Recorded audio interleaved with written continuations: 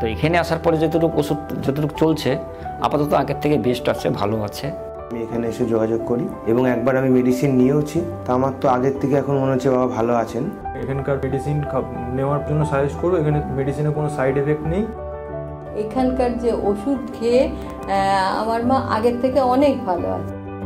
এই আয়ুর্বেদিক ওষুধ খেয়ে বাবা এখন খেতে পারছে, ঘুমাতেও পারছে।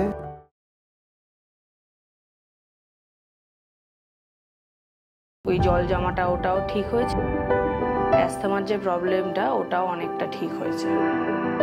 তারপর যখন দেখছি ওষুধেও ওনার কাজ হচ্ছে, এখন উনি একটু একটু করে বাইরেও বেরোন, মনে একটু সাহসও পান যে হয়তো উনি ঠিক হয়ে যাবেন। আমার নাম মৌসুমী সরকার, আমি বাগবাজার থেকে আসছি।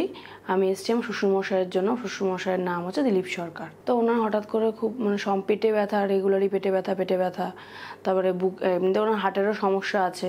ডাক্তার দেখালাম, বাবার পেটের বিভিন্ন টেস্ট করানো হয় আর কি। তো ওই টেস্টেই ধরা পড়ে যে বাবার লিভার ক্যান্সার আর কি হয়েছে।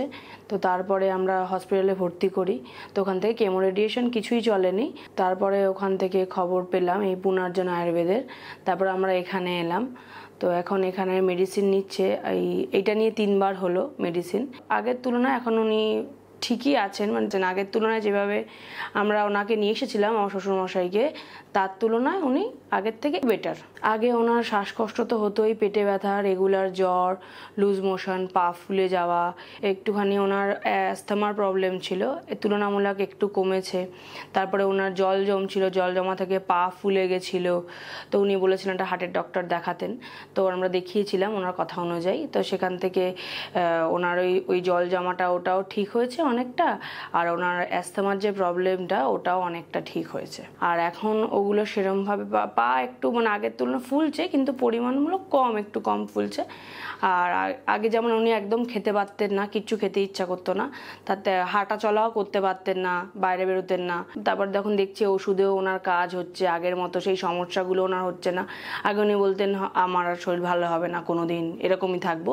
কিন্তু যখন এখানে আসলো সেকেন্ড টাইম মেডিসিন নিতে, ডাক্তারবাবুর সাথে কথা বললো, তারপর এখন উনি একটু একটু করে বাইরেও বেরোন, মনে একটু সাহসও পান যে হয়তো উনি ঠিক হয়ে যাবেন।